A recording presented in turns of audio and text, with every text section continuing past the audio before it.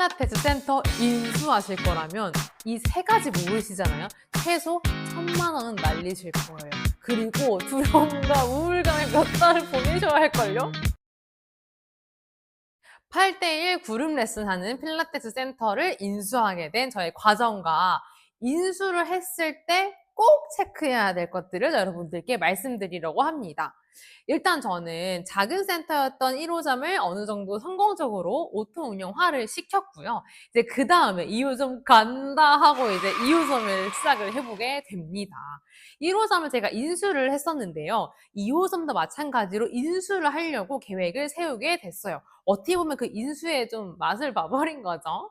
그래서 여러분들이 많이 쓰시는 그 사이트에서 저도 샅샅이 매물을 찾아보게 됐어요. 그래서 마음에 드는 조건을 가지고 있는 그 매물들을 핸드폰으로 캡처한 다음에 직접 가서 미팅 해보게 됐거든요.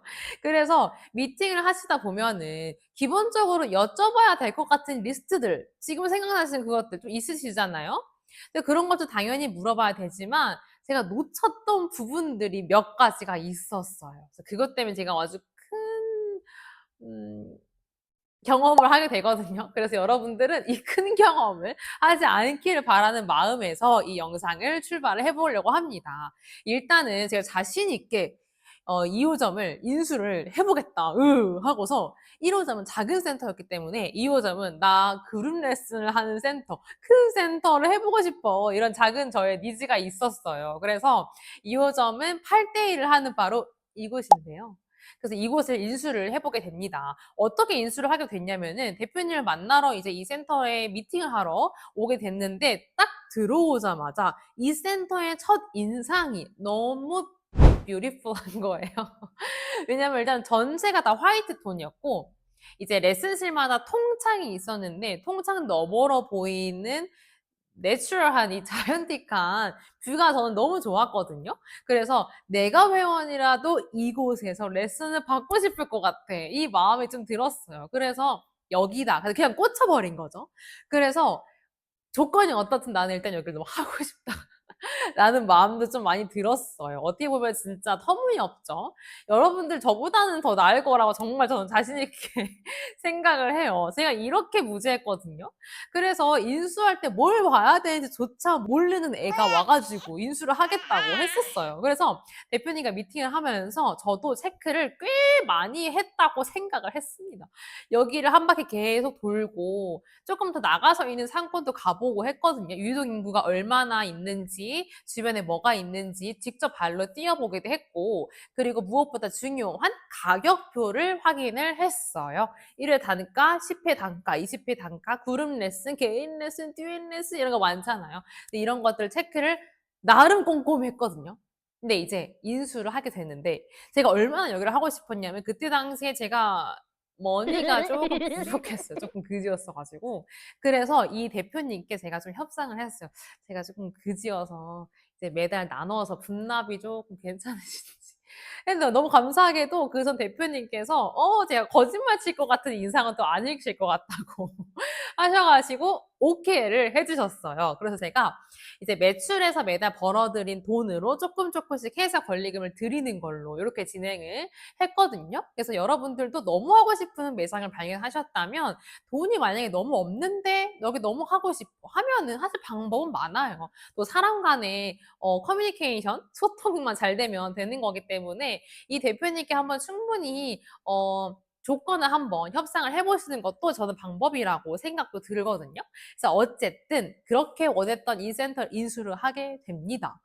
근데 아니나 다를까 여러분 양파 아시죠? 양파 하나씩 까면 계속 까지잖아요. 저도 여기 들어와서 이 매장에 양파를 하나씩 까보게 되는데 쉴 새 없이 제가 몰랐던 사실들이 계속 까도 나오는 거 있죠.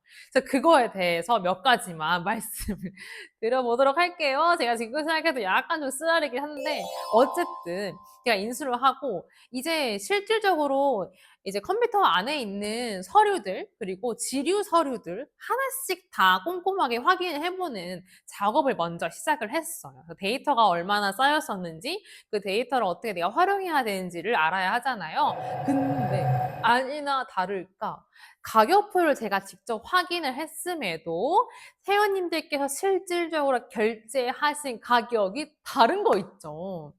그래서 아니 이게 뭐야? 그 영수증을 하나에 다 까봤어요. 결제하신 영수증 그리고 실질적으로 수강권에 입력된 것들 안 맞는 거 있죠.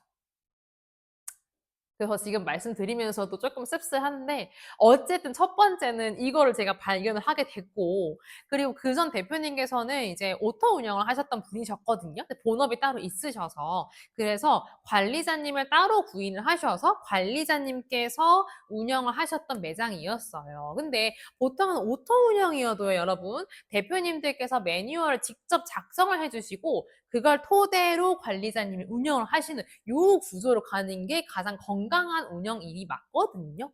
근데 이제 그 전 대표님께서 너무 바쁘셨는지 그 매뉴얼에 대한 게 하나도 없었어요. 그래서 관리자님께서 모든 걸 다 알아서 하셨던 거죠. 그래서 이 관리자님의 급여에 대한 시스템이 기본 급이 보통 있고 플러스 인센티브, 매출에 대한 인센티브를 받는 구조인 경우가 많잖아요.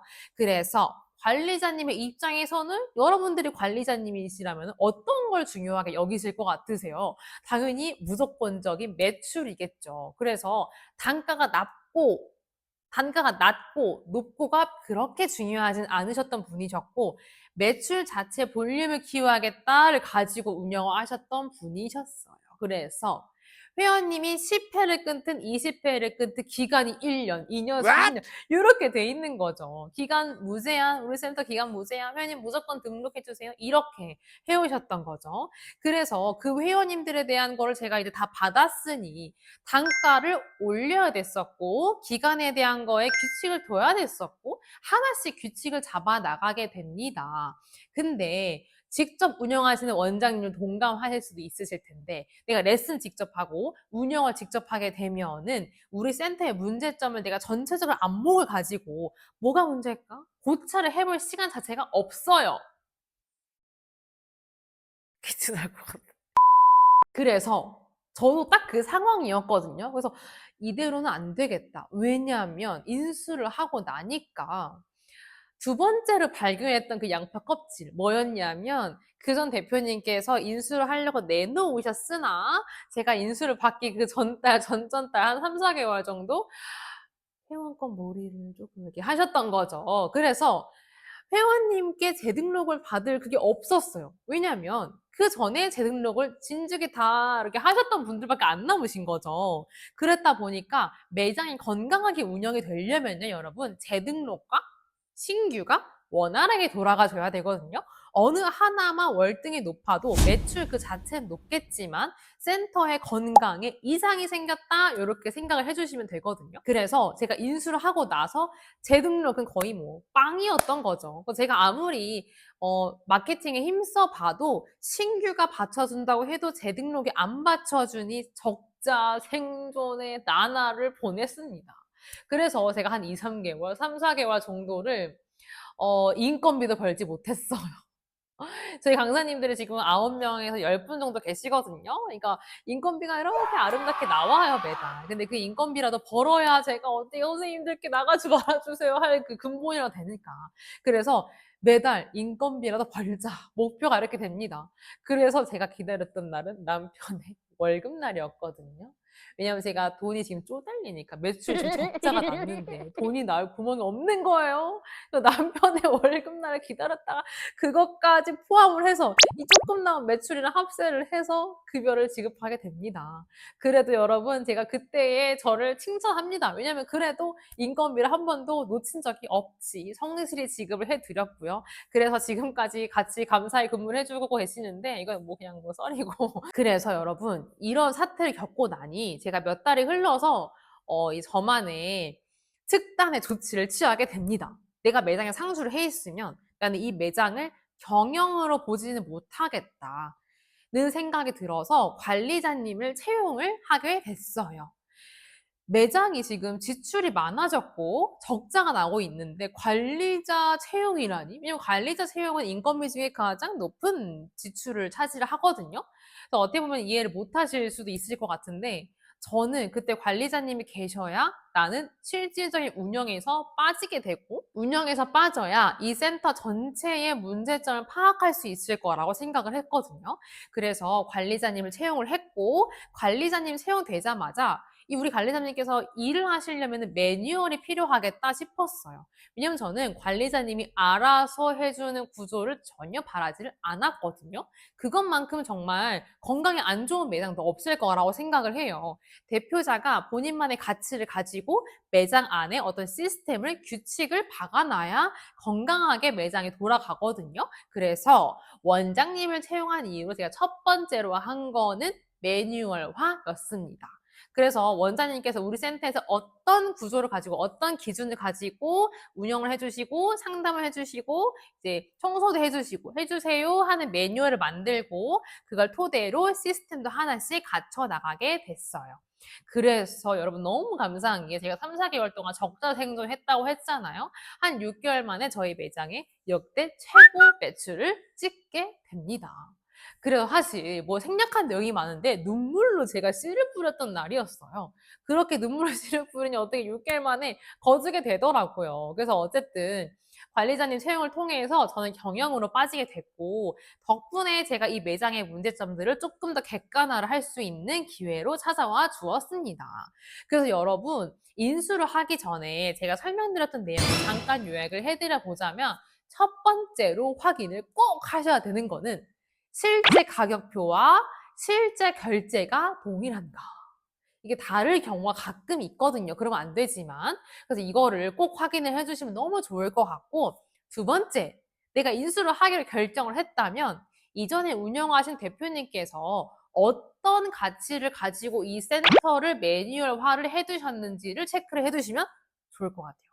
왜냐면, 이제 이 시스템을 가지고 와서 내 입맛에 맞게 수정을 해나가면 또 너무 좋으시지만 어쨌든 그거에 대한 한계가 좀 있긴 하거든요. 그 전에 운영하셨던 시스템을 그대로 가져오는 거기 때문에 어느 정도는 파악을 하시고 스타트를 하시는 게 좋은데 저처럼 아무 시스템이 안 갖춰져 있는 매장이라면 그걸 다시 갖춰 나가야 되는 것도 계획에 포함을 시켜주셔야 해요. 그래서 두 번째로는 그 전 대표님께서 어떤 매뉴얼과 시스템으로 운영하셨는지를 체크를 해주셔야 합니다. 세 번째, 내가 인수를 하기로 결정을 했다면 그 전달, 그 전전달, 그 전전달 최소 한 3, 4개월 정도까지의 결제 매출의 총액을 한번 확인을 해주시면 좋습니다.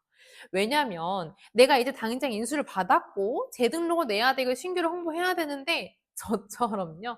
재등록을 하실 분이 빵명이실 경우도 간혹 있을 수 있거든요. 저 같은 실수를 범하신다면. 그래서 그 전에 이전 대표님께서 결제를 얼마만큼 하셨는지 이거에 대한 것도 어느 정도 협상이 가능하실지까지 한번 해보시면 너무 좋으실 것 같아요. 저 같은 실수는 안 하시길 바라시면서요. 그래서 오늘 영상에서는 인수하실 때 어떤 것들을 체크하시면 좋을지에 대한 거를 설명을 짧게 해드려 봤습니다. 그래, 추가적으로, 근데 이거 말고 인수할 때 이것도 봐야 되나요? 저것도 봐야 되나요? 하는 궁금증이 있으시면은 밑에 댓글에 남겨주시면은 또 충분히 답변을 해드리도록 할 테니까요. 편하게 남겨주시면 좋을 것 같습니다. 오늘도 인수 관련된 오늘 영상 봐주셔서 너무너무 감사드리고 다음 영상에서 뵙도록 하겠습니다.